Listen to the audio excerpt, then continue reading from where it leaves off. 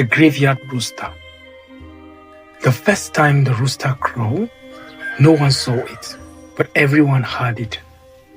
Before the sun rose, before the first smoke called from kitchen fires, before even the village dogs stretched from sleep, a rooster crowed, loud, clear, echoing from the graveyard.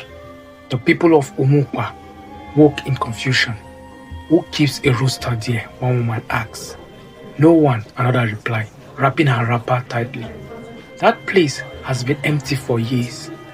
The graveyard sat at the edge of the village, forgotten, overgrown, and avoided.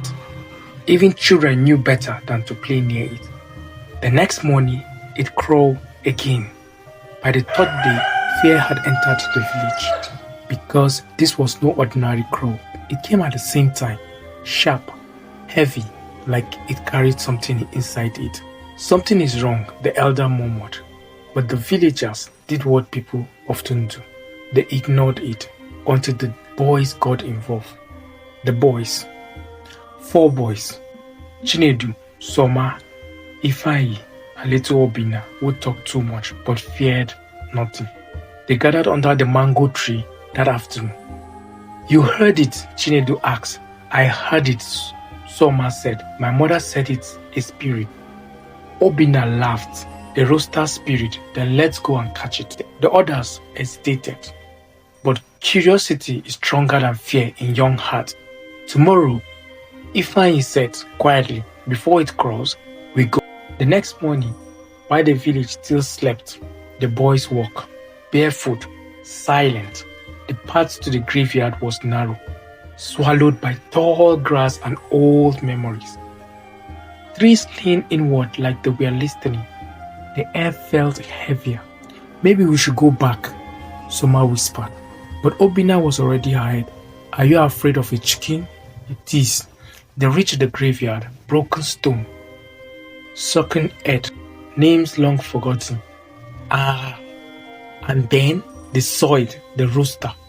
Standing on an old grave was a rooster, white, too white. Its feathers looked untouched by dust. Its eyes did not blink. The boys froze. It's just a bird, Obinna whispered, though his voice shook.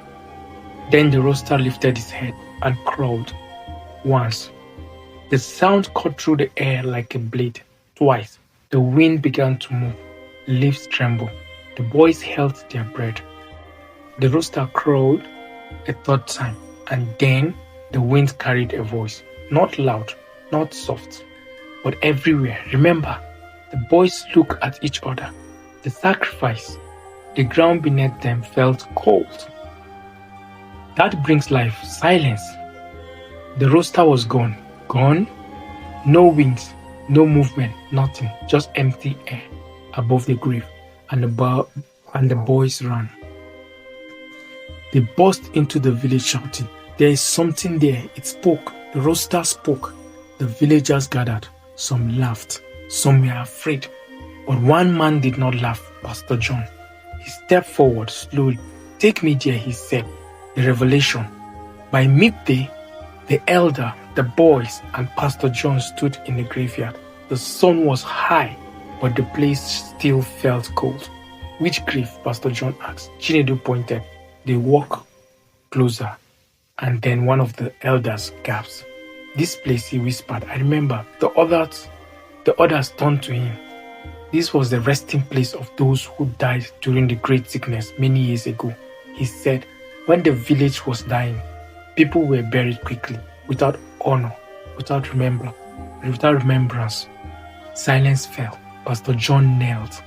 He touched the cracked earth. Then he spoke out, not just to the people, but as if speaking to something deeper. When the living forget the dead, the past begins to cry out. The wind stirs.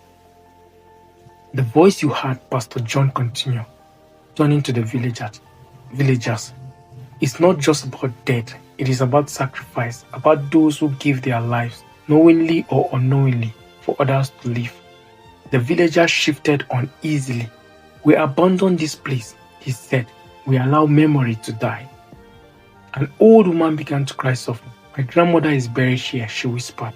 I have not come in years. That evening, Pastor John gathered the village. No fear, no shouting, just truth. We will not run from this, he said. We will restore what we abandoned.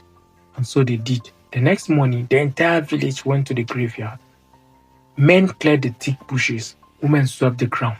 Children gathered stones to mark forgotten graves. Names were spoken again.